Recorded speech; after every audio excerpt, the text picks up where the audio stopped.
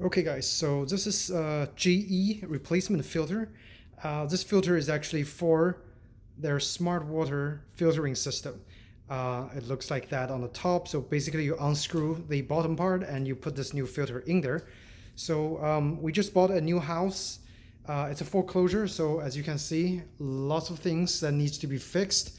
The very first thing is get a water filter installed on the actual filter itself, because they took it out and it was not activated. So each of those filters should last about 3 months. They filter out weird tastes, but if you just bought the house and the house actually is running on a well, I highly suggest that you have the well water tested as well to see what exact filtration and performance level of the filtration you need. So because we're thinking about getting the reverse osmosis filtering system for the new house. So that was a plan, but this is the actual filter. It's about $11 for a pair. I bought it on Amazon, quite affordable, and I think this is carbon activated, and it filters up to, I think, or down to 5 microns. So this is probably the finest filter you can get for the water filter. But let's go downstairs to the basement and find out how we can get it replaced. So guess what? I went to the filter, the smart water filter, and I realized I cannot get the bottom bottle off.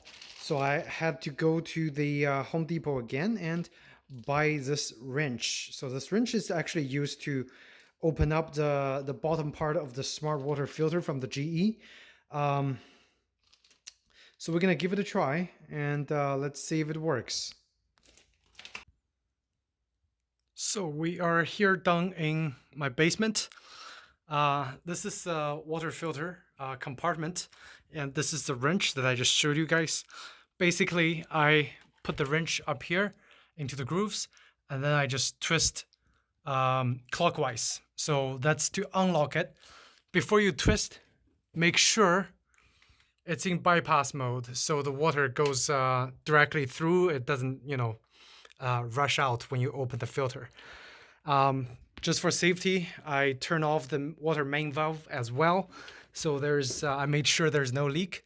And now I'm gonna go out, dump the water, do a little bit of the cleaning, get the sediment out, and then we're gonna put the new filter in. And before that, show you guys the difference between the new filter, brand new, and I think here's a used one. Oh, really nasty. This is a used one, okay? It's slightly larger, but I think it's all same. They might change the design a little bit, but this is what it looks like, okay? So I'm gonna go wash the cup and then come back and install the new filter.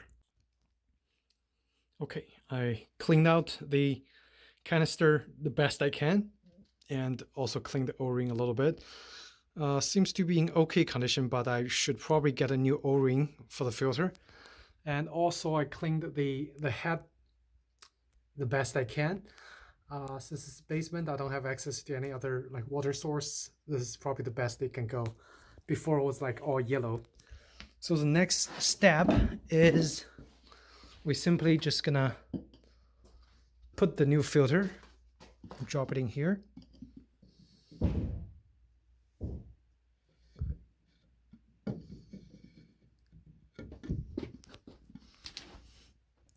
All right, so I got the filter in there, kind of situated correctly, and then we're just gonna, hard to do with one hand.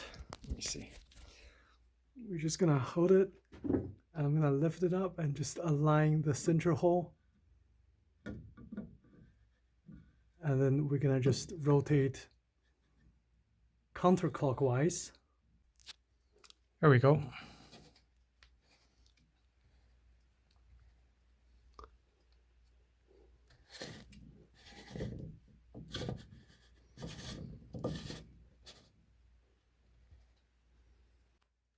Okay, sorry I couldn't show you the last part, but I simply just, twisted it onto the thing, and I switched the knob from bypass to go through the filter, and the filter just went in and started filling the filter itself. So we're gonna have to find out if it works fine or not in a few days of use, and replace every 3 months.